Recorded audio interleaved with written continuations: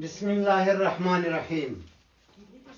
ګرانو وطنوالو، د ټولو نه لومړی تاسو ته د لوی اختر نیکمرغه ورځ مبارکي وایم.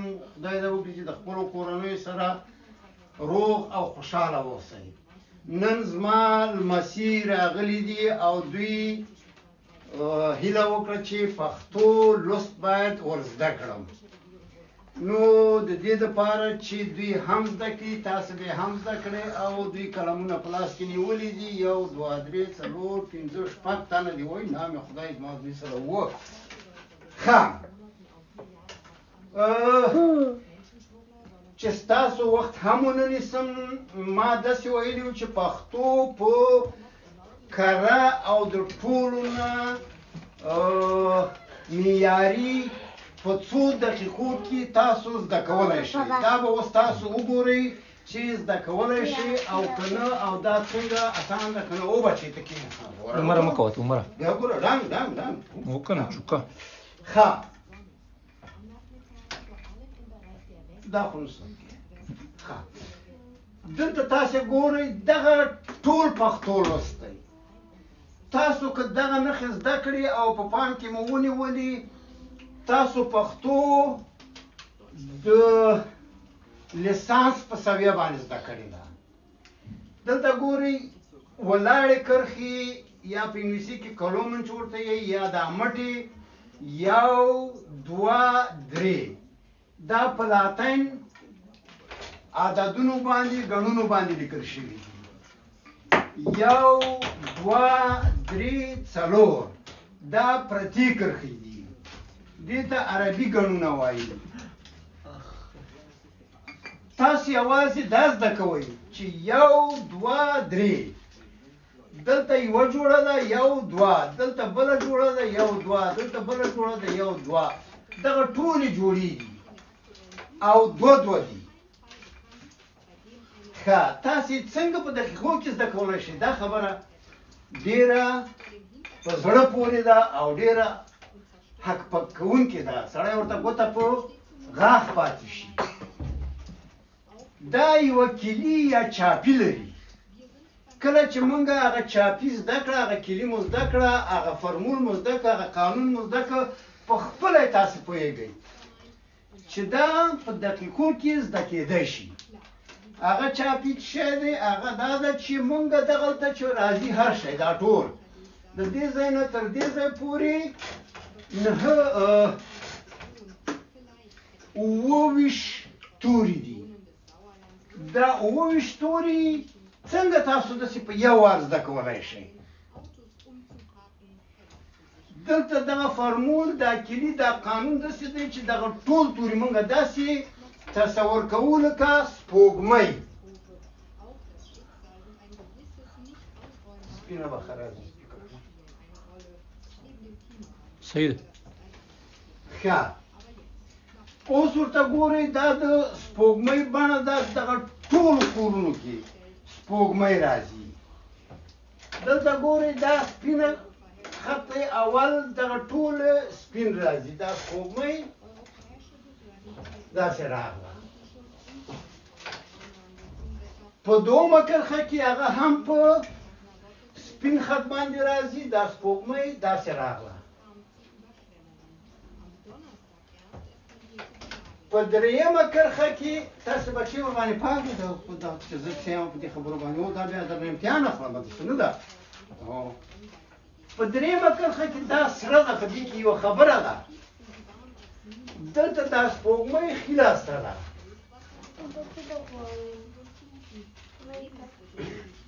او څلورمه هم سپینه ده، دا مخ پورته خواته ده. دی سپوږمۍ مخ پورته خواته.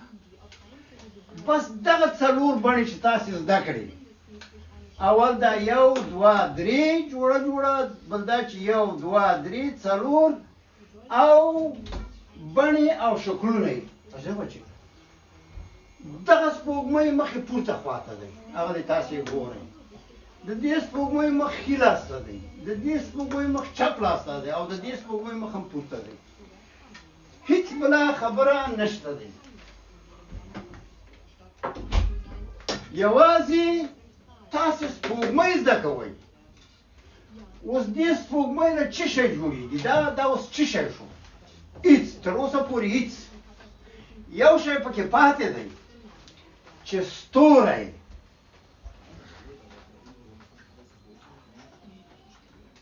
سپوږمۍ سره ستوری.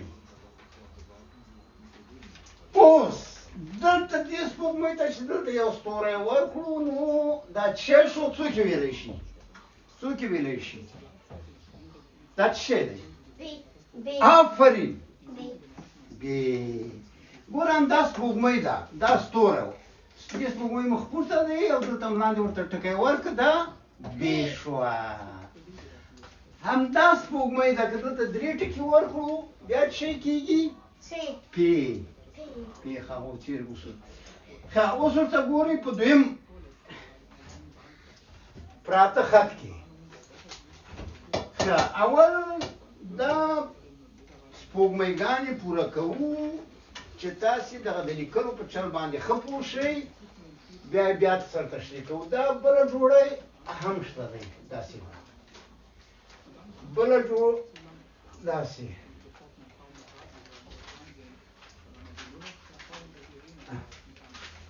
دا ورانوو. ګوره دا څو سپوږمۍ شوې؟ 1 2 3 4 5 6. څو سپوږمۍ شوې؟ شپږ. مخې کوم خواته دی؟ پاس خواته، پورته خواته. صحیح شو؟ شپږ سپوږمۍ دي او په څو کتارو کې دي؟ په دریو کې جوړه دي. دا هم جوړه ده، دا هم ګوره دا د سپین دغه لاندې دي، دا د سره، دا د شنه. پوه شئ؟ اوس ګوره دغه دویم هم شپږ دي. ګوره پورته، ښي لاس ته، چپ لاس ته او بیا پورته. دا اول او څلورم سره یو شی دي. پورته، ښی لاس او چپ لاس او بیا پورته. پښې پکې نشته، ښکته. ښه او دا هم شپږ دي.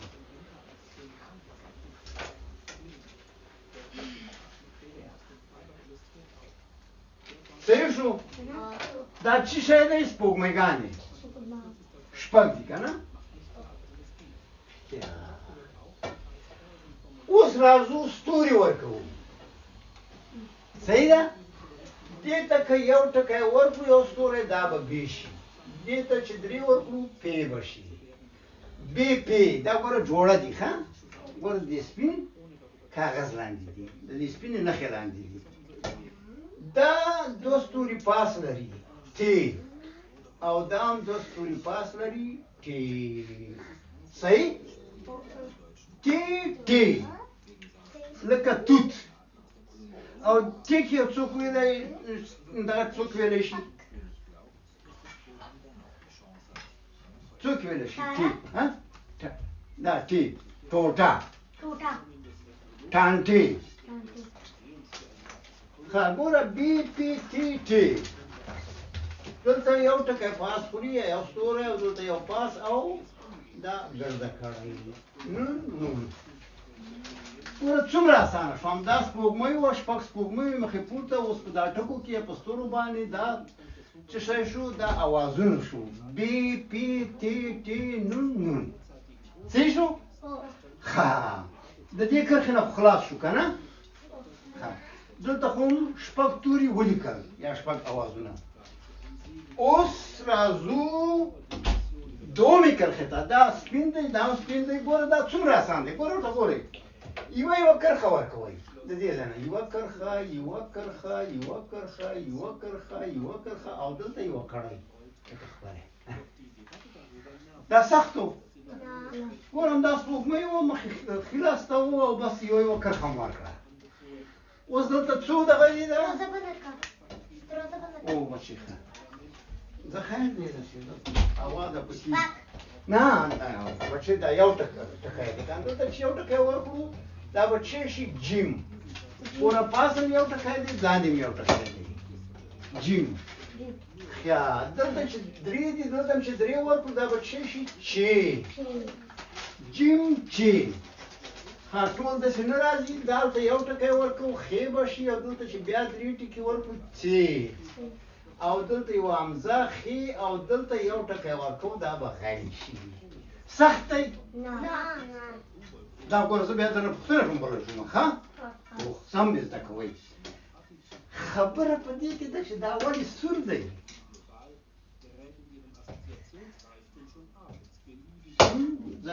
دې سره یو عربي پوره کړو یو دوه درې څلور پنځه شپږ اووه دا بیا اووه دي دغلته یو زیات دی دا درېیم کې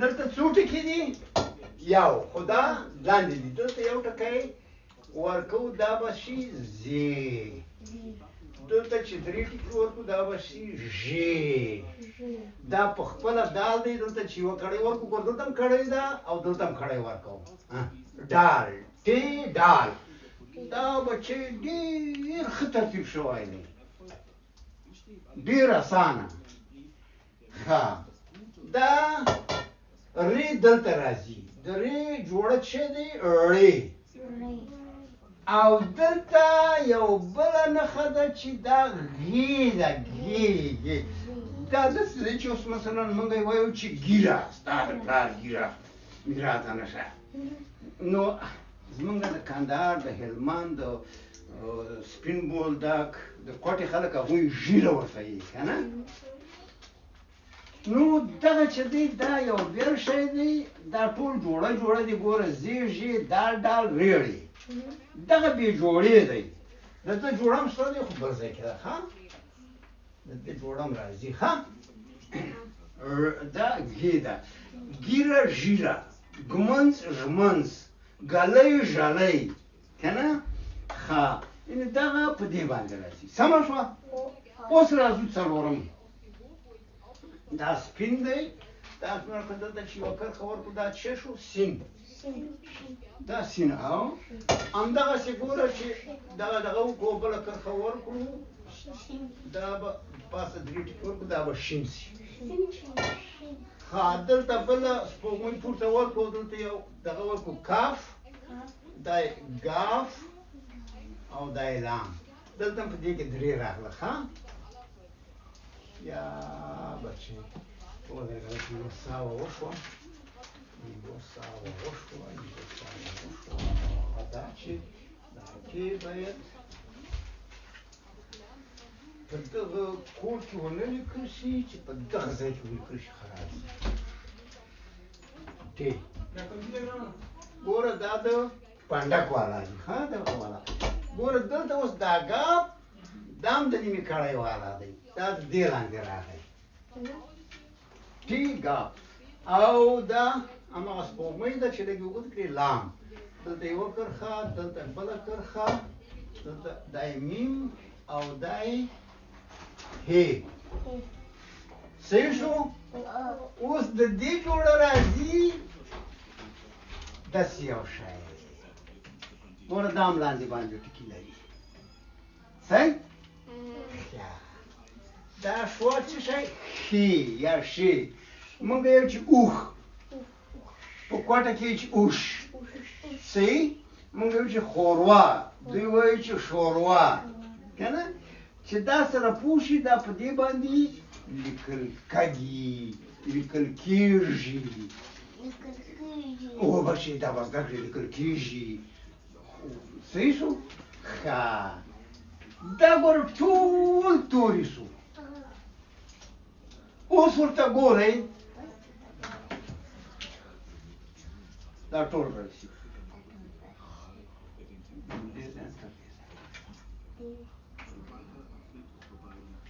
ښه ګوره دا شپږ دي دا شپږ دي دا اووه دي دا اته دي دلته یو بل چې شی هم شته دی هغه وروسته یې دلته نهه دي نور اوس ورته ګورئ ښه شپږ او شپږ او اووه او اته دغه چې دي دغه ټول سټه توري دي یا سټه اوازونه دي د دې نه غږ جوړوي خو دا غږ بیا د دغو نه چې د دغې لاندې دي د دې نه نه جوړوي کښېنه بچی اوس ګوره زمونږ موږ ډېر غلط لیکو. موږ لیکو چې ګوره غر دا ښه بخښنه غواړم دومره زده کړو چې شپږ شپږ اووه اته نهه ډېر اسان راځي. ګوره شپږ شپږ اووه اته داسې کتار باندې راځي. شپږ اووه اته نهه شپږ دوه ځلې دي. دغې ته ښه وګورئ، ښه یې زده کړئ. سمه ده؟ دغه ټوله پښتو ده که نه چې موږ وویله ګوره یو دوه درې یو دوه درې څلور. اوس د دې نه ګډ څنګه جوړېږي؟ که نه ګډ موږ داسې یو چې پښتو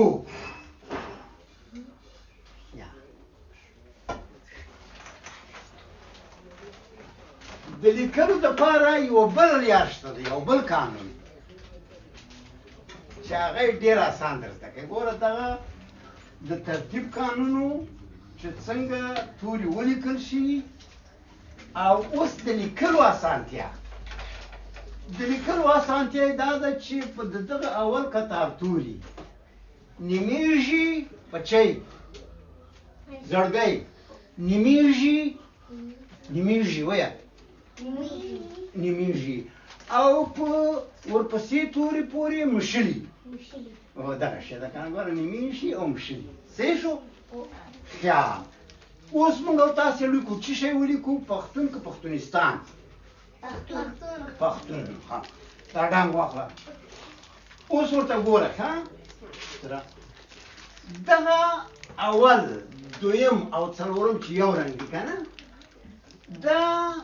دا نښې په منځ باندې نیمیږي او په ورپسې توري پورې مشلي.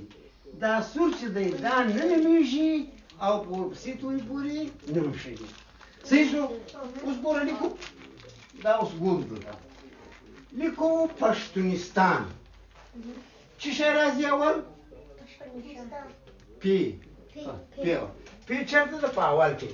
ګوره دا پی سپینه ده که نه دا پی شوه. ورپسې څه شی راځي؟ ښې. ګوره دا ښې ده که نه یا ښې.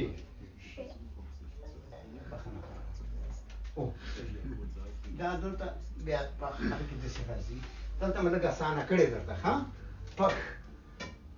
بیا تی راځي تو، بیا واو راځي، بیا نون راځي پښتو. صحیح شو؟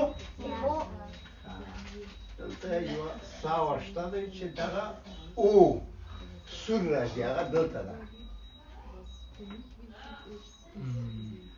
او دا اختر ورځ ده که نه اوس ورته ګورئ چې دا څنګه اسانېږي. ګوره دا پی په اول کې دا نیمیږي دا پی نیمه شوه. صحیح؟ نیمیږي. دا په دې شی پورې ورمشلي دا ورپورې وموښته پش. اوس تی ده دا تی دا هم نیمیږي په چیش پورې ښځي په واو پورې پښتو او واو نه نیمیږي نن په خپله راځي پښتو. پوه شوئ؟ سختو که اسان؟ دا به زده کوئ ښه. ګوره دا د دې پښتون نه دغه پښتون جوړ شو. دا که تاسې اوس داسې وګورئ ډېر سخت درته ښکاري خو که دغه زیاره دا قاعده زده کړئ دا پښتون دا ډېر اسان لیکل کېږي. صحیح ده؟ ښه اوس راځو دې ته چې دغه نهه توري چې دي دا ډېر دې ته اوس موږ او تاسې ګورو. ښه دا وران کړم ځکه چې دا مخ خلاص شي که نه چې ګډوډي رانه وایي. دا خو موږ وویله چې دا نیم شو. اوس ګوره دا درېم والا چې دي دا نه نیمیږي نه په ورپسې توري پورمشلي. ګوره زور یا ښه زور نزدې واو یو پورې ونه نښته یا الف ګوره راز خیا راز صحیح ګوره نه ری په الف پورې ونښته نه الف په زې پورې ونښته دغه سره چې دي دا هم نه نښلي یو په بل پورې دلته پنځم راځي پنځم کې هم یو څه نښلي یو څه نه نښلي ښه دې ته فکر وکړئ ګوره ستا ډېره زر زده کېږي بچی سمه کښېنه هو سبق زده کړه دلته راځي اوس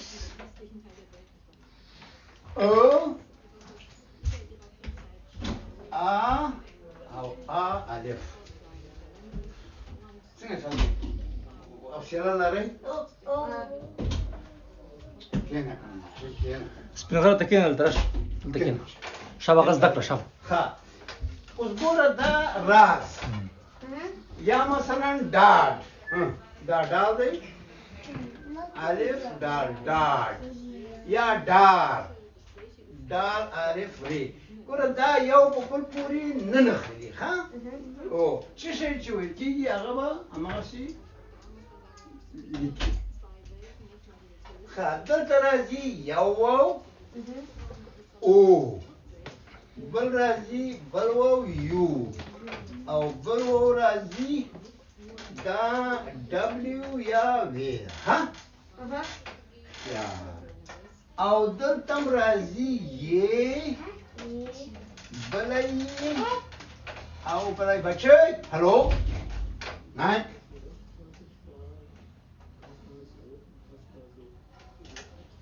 دا غږ یا دا لیکل بې د دې تورونه نشي تاسې د دې اوسه نه زده کړئ چې دا کوم چې موږ تر اوسه پورې لیکلي دي دا غلط دي ګوره موږ لیکو ور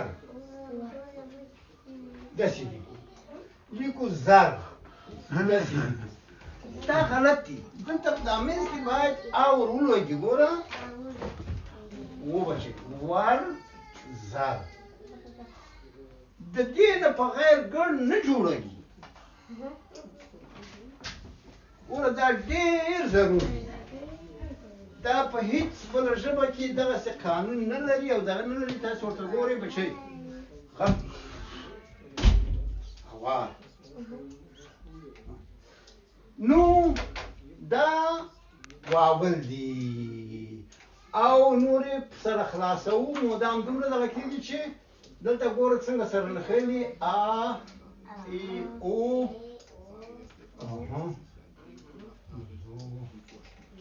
سو او یو دا نیم شو په دا ا ای او پورې بابې بو جاجې جو زازې زو ساسې سو یایې یو بس نننی سبق خلاص شو او تاسې په خدای سپارم په مخه مخه